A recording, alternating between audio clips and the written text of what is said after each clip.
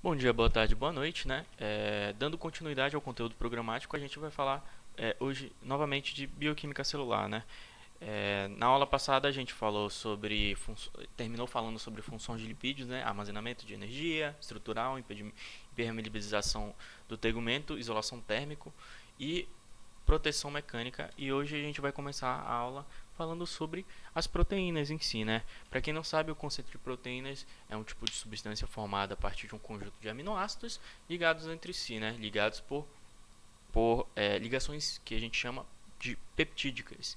Em outras palavras, as proteínas são compostas de moléculas de carbono, hidrogênio, oxigênio e nitrogênio, assim como outras moléculas também que constituem as proteínas. Mas vamos lá. São compostos orgânicos formados de um conjunto de aminoácidos unidos por ligações peptídicas, como eu havia falado, né? Ligações peptídicas nada mais são do que ligações químicas que estabelecem entre um grupo carboxila e um grupo aminoácido, né? E um grupo amina de um aminoácido subsequente com síntese resultante em uma molécula de água, ou seja, formada a partir da desidratação ou também da é, ou também da quebra, né? O que a gente chama de hidrólise. Aminoácidos eles são comumente escritos por dois azons, né? Como está nessa imagem. Nós temos o nosso grupo amina, a nossa variável, nosso carbono, né?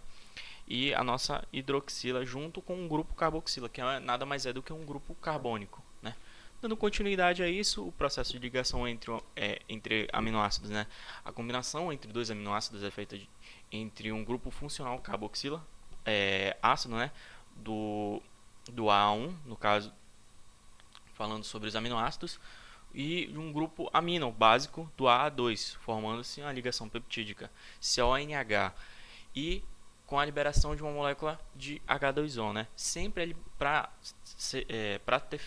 ser feito um aminoácido, sempre é preciso ser liberado uma molécula de água, né? O produto obtido é um dipeptídeo, né? Como vocês podem ver, está acompanhando aí no cadernão, estudando. Eu espero que vocês estejam estudando, né? Enquanto tudo acontece, todo o acontecimento da pandemia, né? Que a gente está passando, eu espero que vocês estejam revisando todas as matérias em si. Mas vocês podem ver aí ligações químicas, né? Ligações peptídicas, formando assim um dipeptídeo.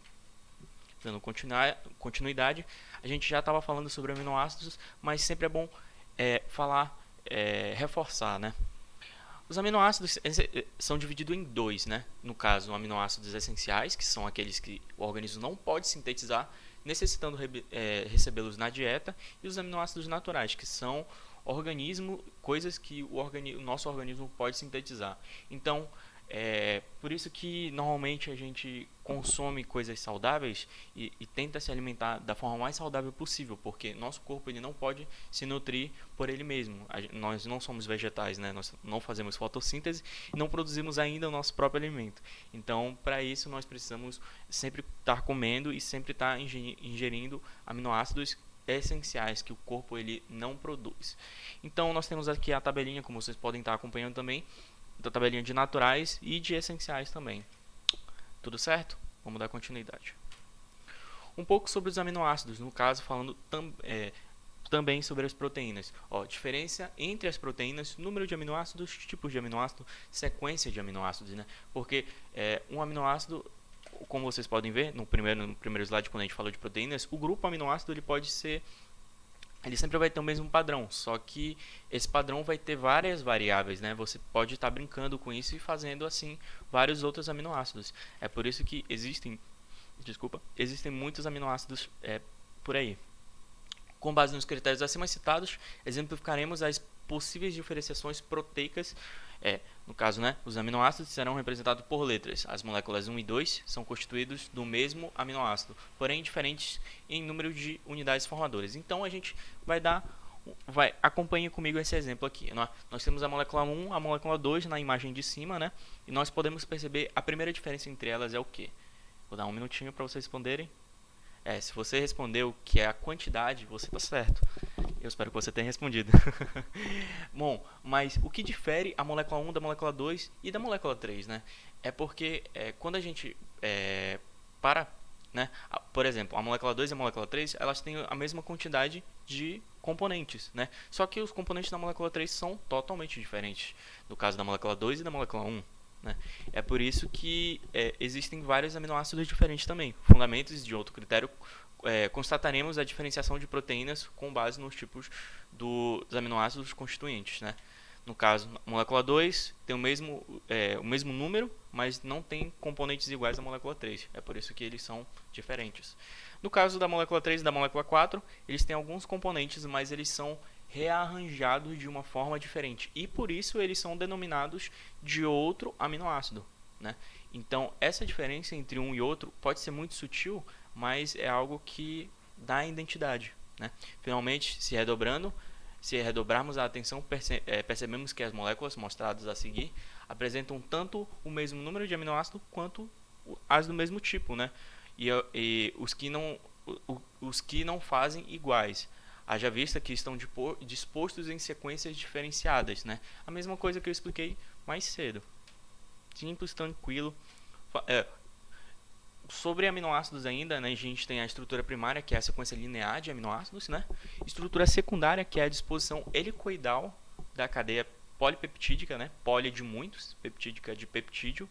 Estrutura terciária, que é o dobramento da cadeia polipeptídica sobre si mesmo, né?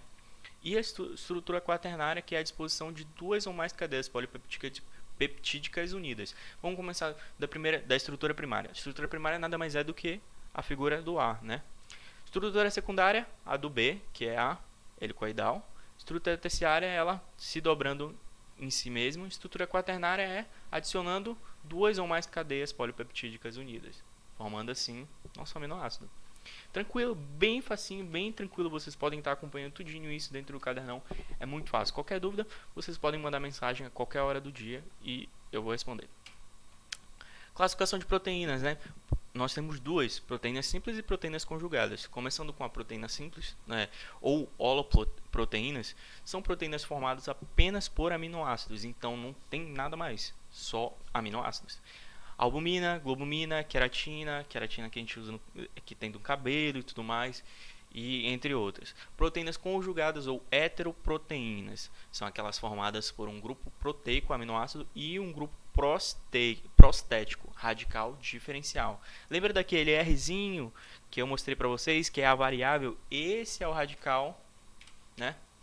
Que pode dar toda uma diferenciação, né? Tornando assim o que a gente tinha de proteínas simples para proteínas conjugadas ou heteroproteínas. Simples, bem tranquilo, bem direto. Fosfoproteína, né? Grupo prostético fosfato. Glicoproteína, grupo prostético carboidrato. Bem tranquilo, bem simples até agora. Se vocês estão acompanhando direitinho as aulas de química, não tem mistério nenhum aqui. Eu só estou dando uma pincelada no que os professores de vocês já passaram até agora. Função das proteínas: plástica, modelação estrutural, defesa imunológica, hormonal, energética e catalisador. Aumenta a velocidade das reações químicas e, no caso, né, das enzimas, né? E nós temos aqui do outro lado uma tabelinha de classificação de proteínas quanto à função, né? Então tem cada proteína e o que elas fazem, né? O que pode estar, qual a função delas dentro do nosso corpo, o que elas podem fazer. Isso é muito importante também. Por exemplo, a hemoglobina, que é uma proteína de transporte, né? Ela é transportada pelas nossas veias, nosso sangue, né? Então, muito importante a gente saber a função das proteínas, o que elas fazem e como elas atuam dentro do nosso corpo. Falando um pouco sobre as vitaminas, né? As vitaminas são consideradas como nutrientes orgânicos essenciais em pequenas quantidades para o metabolismo, crescimento, reprodução e bem-estar físico do nosso organismo, né? Esse nutriente pode ser obtido através da dieta ou por suplementos, uma vez que são sintetizados pelo organismo ou são produzidos em quantidades inadequadas. Encontram-se ainda envolvidas em importantes atividades químicas no interior das células, as quais diminuem ou até mesmo cessam quando ocorre uma deficiência vitamínica. Como as células são os elementos fundamentais que compõem o nosso tecido e os órgãos, organizados de modo a manter todo o organismo em funcionamento, a ingestão adequada dessas vitaminas é essencial para a nossa sobrevivência, né? Como vocês podem ver, sem as vitaminas a gente não pode existir, não tem como existir. A gente precisa se manter e essas vitaminas elas estão comumente dispostas dentro dos nossos alimentos, né?